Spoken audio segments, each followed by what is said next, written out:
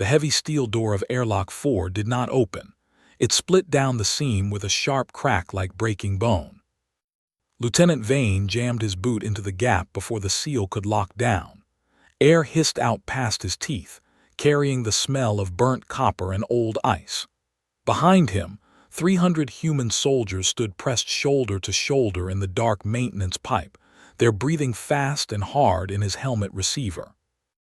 Out on the orbital ring, the signal had promised 43,000 survivors waiting for rescue.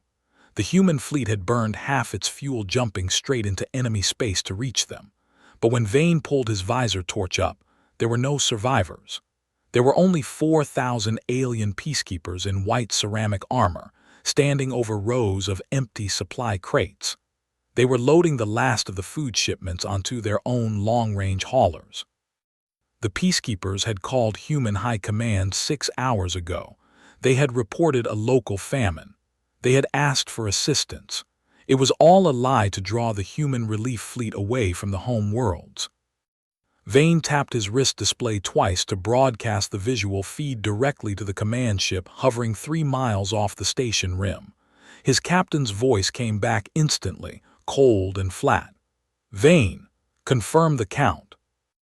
"0 civilians, Captain," Vane said, leaning against the cold bulkhead to steady his weapon. "No children, no refugees, just an ambush setting its teeth." A commander's step in white ceramic armor turned at the sound of Vane's voice. The alien raised a thin silver rod, and a blue grid flashed across the airlock frame. "If you are following this emergency extraction, hit the subscribe button now to stay on the front line with us." The blue grid expanded with a low hum, melting the edge of Vane's steel boot. He kicked himself backward into the pipe, pulling his sidearm as the metal dissolved into gray slag. "Fire in the pipe," Vane yelled, throwing his shoulder against the primary latch. Corporal Maya shoved past 2 riflemen, planting a magnetic breach charge against the hinge. "Grid is drawing power from the main station spine," she said, her fingers flying across the charge interface. "If I blow the hinge, the feedback will kill our own sensors for 30 seconds. "Do it," Vane said. The charge went off with a dull thud. Heat slapped Vane's face shield. The airlock door dropped inward, crashing onto the deck plates with a sound that rattled through the station's frame. Vane charged through the smoke before the metal stopped ringing. The main hangar deck stretched 300 yards ahead, lit only by the red emergency strips along the floor. The 4,000 alien peacekeepers were already forming defensive lines behind heavy cargo barriers. Their silver rods clicked in unison, locking into firing positions. Maya skidded to a halt beside an overturned transport cart.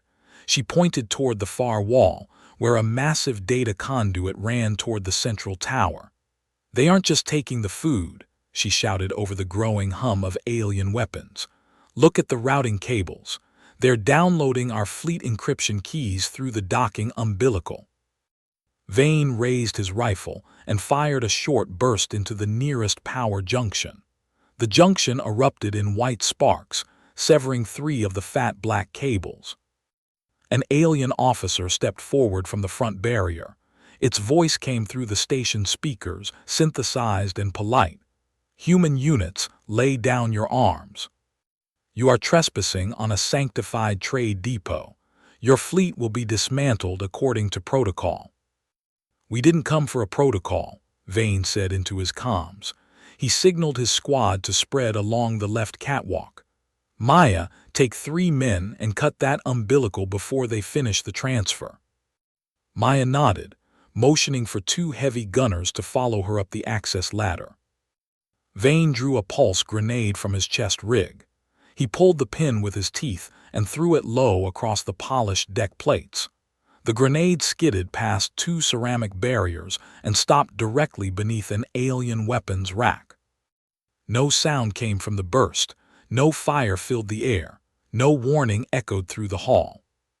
The blast hit as a wave of pure kinetic force. The weapons rack tore free from its floor bolts, flipping sideways and crushing 3 alien defenders against the outer hull. The remaining peacekeepers opened fire instantly, raining blue plasma bolts across the human position. Vane ducked behind a steel pillar as plasma chewed through the metal inches above his helmet. The heat burned through his suit's outer layer, singing the fabric underneath. Across the deck, Maya reached the catwalk above the main umbilical. She set her plasma torch to maximum output and slammed the nozzle against the primary data connector. The thick insulation began to bubble immediately, filling the catwalk with thick gray smoke. "Vane, they're accelerating the upload," she called out, her voice straining against the heat. "I need 20 seconds." "You've got 10, Vane yelled back. He leaned around the pillar and fired 4 quick shots into the advancing enemy line. 2 alien shields flickered and collapsed, sending the armor-clad figures tumbling to the deck. But more were already stepping over the fallen, their silver rods glowing brighter as they drew power directly from the station reactor. A heavy plasma bolt slammed into Vane's shoulder guard, spinning him around.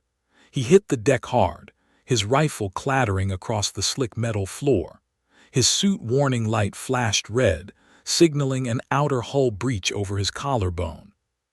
Vane reached out with his left hand, his fingers scraping against the rough floor plates as he tried to hook his gun strap.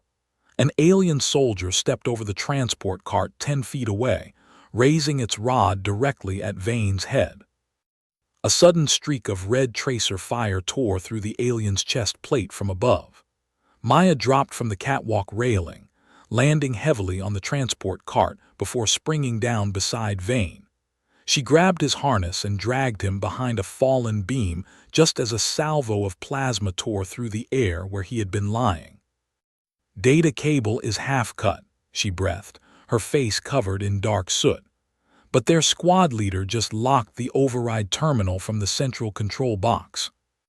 Vane forced himself up, clutching his damaged shoulder. The skin beneath his suit felt raw and blistered, but the bone was whole. "Where is the box?" Maya pointed toward a reinforced glass booth elevated 20 feet above the hangar floor. Inside, the alien officer was typing rapidly on a glowing glass surface, ignoring the chaos below. "We can't shoot through that glass with standard pulse rounds," Maya said. "It's 3-inch blast crystal." Vane reached down and unhooked his sidearm, a heavy kinetic pistol handed down from his father's time in the outer colonies. It was an old weapon, primitive and loud, firing solid lead slugs instead of plasma. "It doesn't need to break the glass," Vane said. "It just needs to shock the frame." He ran toward the central tower ladder, using the low gravity to cover 15 feet in a single bound. Plasma bolts scorched the air around his legs, but he didn't slow down. He caught the bottom rung of the ladder with his good hand and swung himself up onto the platform. The alien officer turned, raising a small silver pistol toward the viewport. Vane didn't wait. He slammed the heavy steel barrel of his kinetic sidearm directly against the corner bolt of the crystal window and pulled the trigger 3 times. The solid lead round struck the mounting bolt with massive physical impact.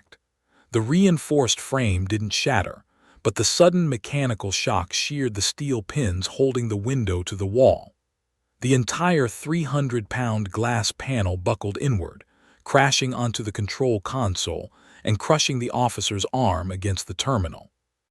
The alien shrieked, a high electronic warble, as the console shorted out beneath the weight of the glass.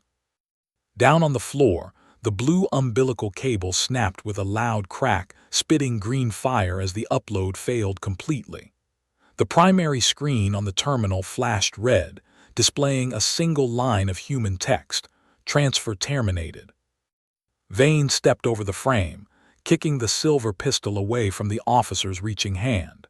He pulled the main power key from the console, killing the hangar's defensive shields in a single motion. "Captain," Vane said into his comms, his breath coming in ragged gasps, "the dock is clear. Bring the transports in." Through the cracked window frame, Vane watched the massive human relief ships drop out of high orbit. their heavy iron hulls sliding into the station's landing bays like giant gray blocks. Maya climbed into the booth behind him, her weapon lowered at last. She looked down at the silent rows of white ceramic armor below, then at the empty supply crates stacked along the far wall. "They brought us all the way out here for nothing," she said quietly. "Not for nothing," Vane said. He reached into his suit pocket and pulled out the small piece of gray slag from his boot, the melted metal from the first airlock door. He tossed it onto the shattered console next to the alien officer. "Now they know we don't turn back." He turned and walked down the access stairs toward the waiting transport bay, his boots echoing evenly against the silent steel deck.